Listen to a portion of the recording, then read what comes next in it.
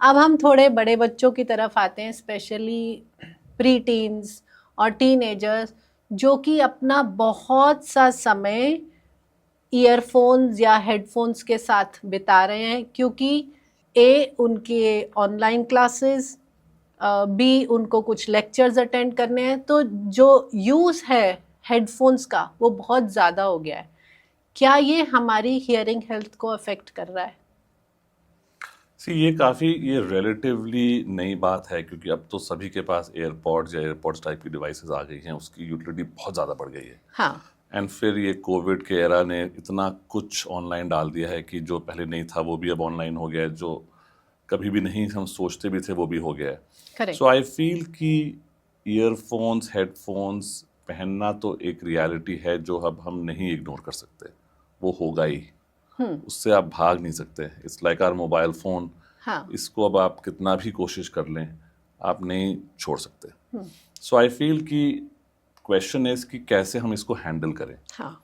So I feel that इसको handle करने का तरीका is primarily common sense based. किसी भी चीज़ को बहुत ज़्यादा मत करिए। अगर आप कोई हेडसेट ऐसा पहन रहे हैं जिससे कि आपके कान में कुछ देर बाद दर्द हो जा रहा है, तो वो आपके लिए सही नहीं है। राइट। कुछ लोगों के ईयर कैनाल्स का शेप इस तरीके का होता है कि सिंपल सा एयरपॉड टाइप का हेडसेट उसमें आराम से फिट आ जाता है, और वो घंटों भी पहने तो उनको कोई तकलीफ नहीं होती। और कुछ लोगों को कान में वो फिट ही नहीं आता, वो ज़बरदस्ती उसको फिट करते हैं और फिर वो कुछ देर बाद दर्द करने लग जाता है। तो आप अपने बॉडी की सुने। अगर आपको ये हेडसेट पहनने से कुछ भी दर्द या तकलीफ या आपको महसूस हो रहा है कि कंफर्टेबल नहीं है, तो आप उसकी सुने। It's like sitting on a bad chair.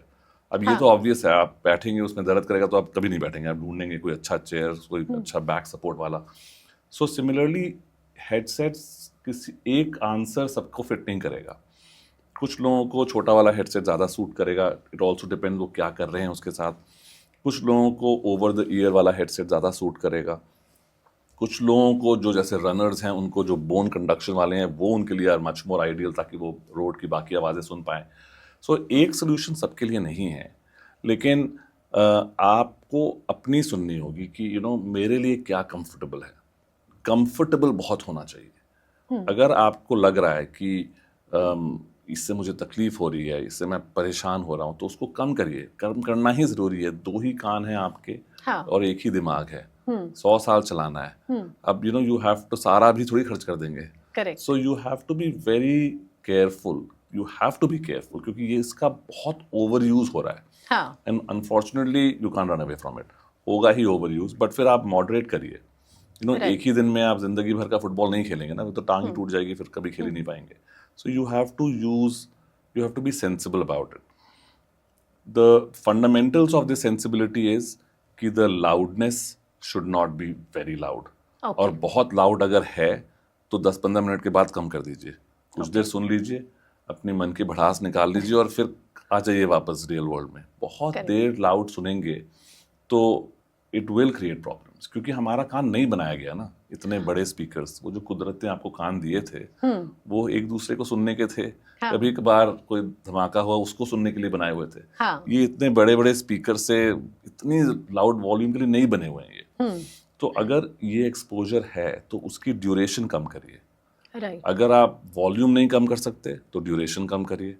अगर आप वॉल्यूम कम कर सकते हैं तो फिर आप ड्यूरेशन ज़्यादा रख सकते हैं। राइट। तो बेसिकली आपकी कान को क्या इंसल्ट करेगा, या तो हाई वॉल्यूम, और basically it's high volume is bad, long duration is bad.